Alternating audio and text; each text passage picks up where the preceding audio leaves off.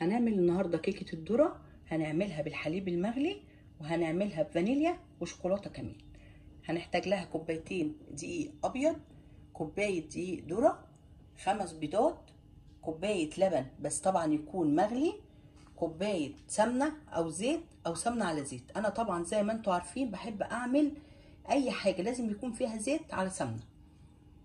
كوبايه ونص سكر، معلقه كبيره كاكاو خام غير محلى، معلقه كبيره خل، كيس بيكنج باودر وكيس فانيليا.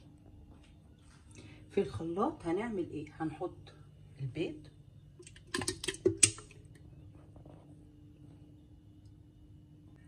وهنحط السمنه على الزيت، نحط الخل، الفانيليا، سكر،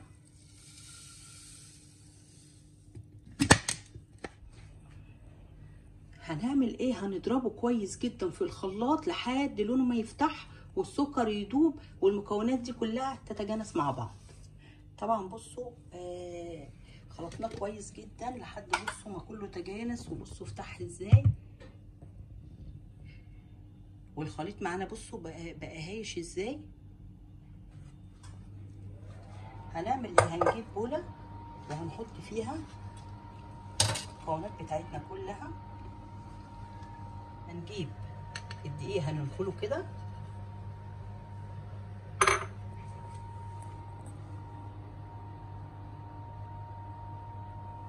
ده هنضيف على الدقيق البيكنج باودر برضو هننخله معاه.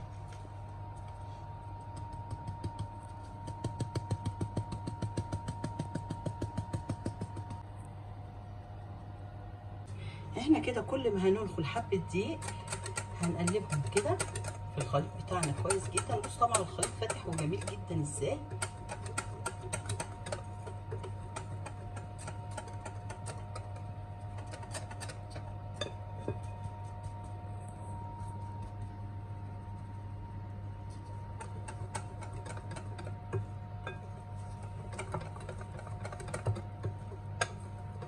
اهم حاجه طبعا ان احنا اما نيجي نقلب الخليط مع بعضه نقلبه في اتجاه واحد بس.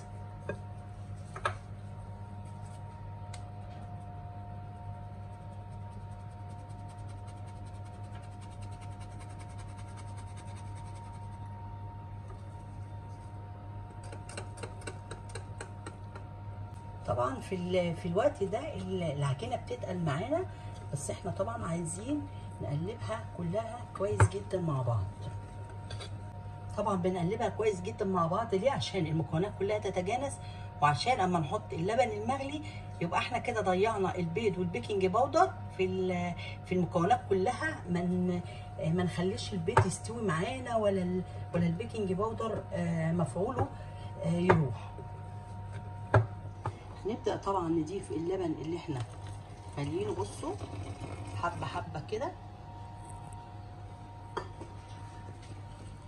طبعا من احلى الكيكات بتطلع نتيجه ممتازه جدا اللي بتكون الكيك بالحليب المغلي، بتبقى جميله جدا وقوامها بيبقى جميل قوي. هنضيف حبه حبه كده ونقلب برضو.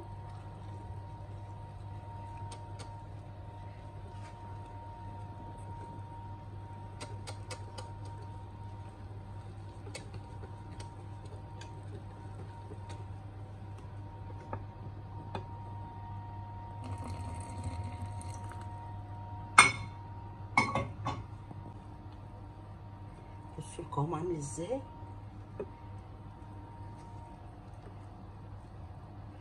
طبعا القوام بتاعها بيكون بصوا سايل، عشان طبعا احنا بنحط اللبن مغلي، فطبعا لازم القوام يكون سايل.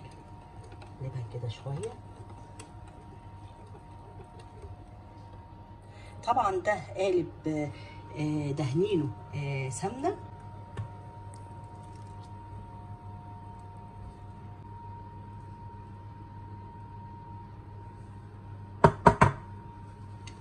احنا كده عملنا نص كميه الكيك في القالب ده كده. النص التاني هنحط عليه معلقه الكاكاو الخام وهنقلبها كويس جدا طبعا.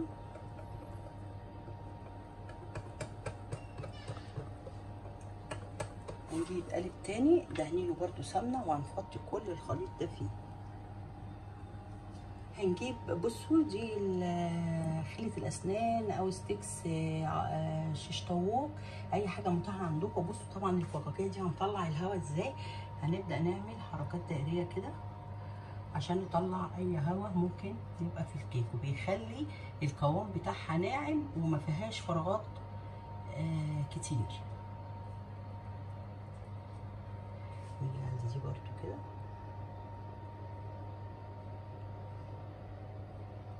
طبعا في فرن مسخن مسبقا على درجه حراره 180. ده كده قالب كيك الفانيليا، وده قالب الكيك اللي عاملينه بالشوكولاته. تعالوا بقى نقدمهم سوا. الكيك طالع طبعا الفانيليا والشوكولاته طبعا ناجحين جدا. بصوا ناعمه قد ايه وطريه وجميله جدا، ريحتها جميله وطعمها جميل، والشق اللي فيها ده من علامات نجاح الكيك.